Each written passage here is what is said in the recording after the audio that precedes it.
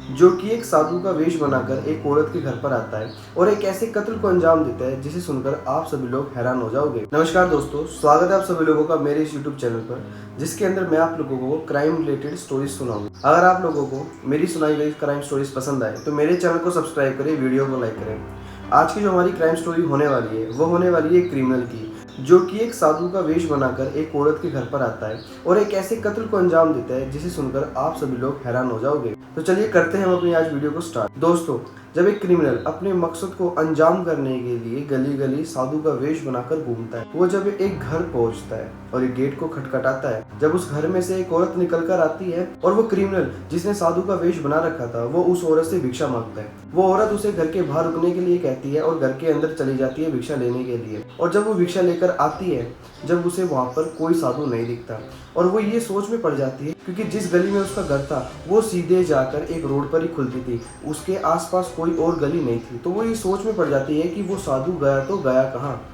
वो इतना ही सोच रही होती है और टेंशन में घर के अंदर आ जाती है। और कुछ देर बाद में जब उसका हस्बैंड आता है और वो अपने हस्बैंड को सारी बातें बताती है कि एक साधु आया था और उसके लिए भिक्षा लेने के लिए जब मैं घर के अंदर आई और जब घर के बाहर गई उसे भिक्षा देने के लिए, और वो घर के बाहर था ही नहीं, वो कहाँ चला गया, इसके लिए मैं सोच सोच के परेशान हो गई।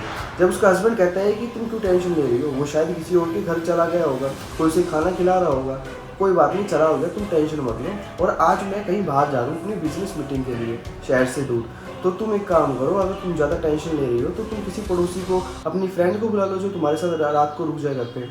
जब वो कहती है कि आज आप मत जाओ क्योंकि आज मुझे डर लग रहा है, तो वो कहती है कोई बात नहीं, तुम डरो मत, तुम आराम से रहो, अगर तुम्हें कोई प्रॉब्लम है तो मैं किसी और को बुला देता हूँ, तुम्हारी सहेली या रिश्तेदार को। जो वो कहती है नहीं नहीं कोई बात नहीं, फिर मैं रुक जाऊंगी, आप चले जाओ। तो कहती ठीक है मैं जाता हूँ, तुम अंदर से कुंडी लगा के रह लेना अंदर।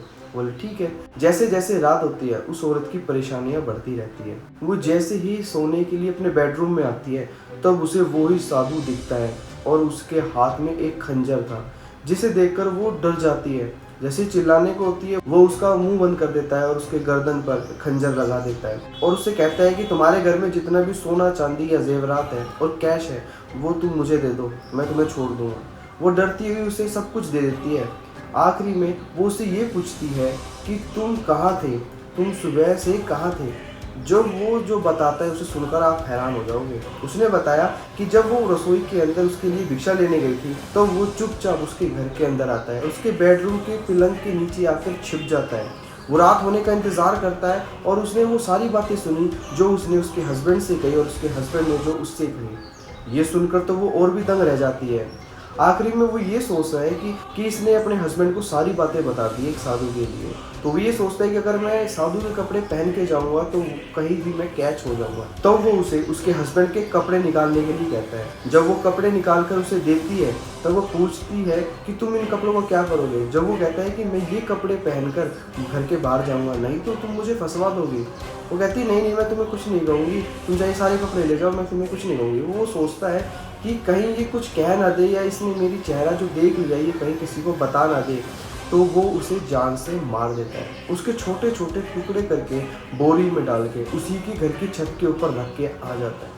आकर उसके हस्बैंड के कपड़े पहन लेता है और जितना भी सामान लिया हुआ था उसे एक अपनी पोटली के अंदर डाल के और वो चला जाता है। और इस बीच जब उसका हस्बैंड अपने घर पर फ़ोन मिला रहा होता है तब कोई भी रिस्पॉन्स नहीं मिलता, तो वो डर जाता है कि कहीं उसकी वाइफ जो बता रही थी कहीं वो सच ना हो। तो वो अपनी बिजनेस मीटिंग को छोड़ के एक बस पकड़ के अपने घर के लिए रवाना हो जाता है। जब वो बस के अंदर आ रहा होता है, जब वो अपने घर के चौक पे उतरने को होता है, जब वो ही साधु या वही क्रिमिनल उस बस में चढ़ता है, उस आदमी को शक हो जाता है क्योंकि उसकी वाइफ ने जो बताया था कि एक साधु है, तो वो आदमी एक साधु की तरह दिख रहा था, लेकिन उसने कपड़े जो पहने हुए थे वो एक आदमी के यानी कि एक पढ़े लिखे व्यक्ति के लग रहे। और वो ये देखकर पहचान लेता है कि ये कपड़े किसी और के नहीं बल्कि ये तो मेरे हैं।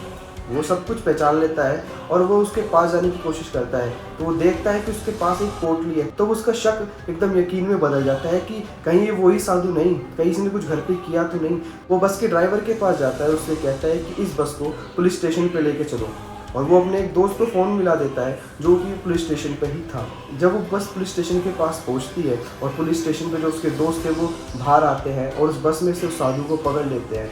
और जब उसे पूछताछ की जाती है, जब वो सच बताता है, उसे सुनकर तो पुलिस वाले भी दंग रह गए। उसने बताया कि मैं वही साधु जो इसकी वाइफ ने इसको बताया था। मैं घर में आगे छुप गया था और मैंने वो सारी चीज़ों को अंजाम दिया। जब वो सभी लोग मिलकर घर जाते हैं, जब वो पूछते हैं कि उसकी वाइफ का है, जो बताता है कि मैंने उसे मार के उसके टुकड़े कर कर उसे बोरी में छत पर डाल दिया है। और ये चीज़ सुनकर तो उसका हस्बैंड खूब रोता है और सभी एरिया में ये बात हो जाती है कि किसी भी व्यक्ति या कोई साधु आए तो किसी के लिए भी गेट नहीं खोलना है। जिसके बाद पुलिस भी हैरान होती है, एक ऐसा क्रिमिनल जो एक ऐसे कत्ल को अंजाम देता है, ये कितनी शर्मनाक बात है। जिसके बाद उस कैदी को उम्र कैद की सज़ा होती है।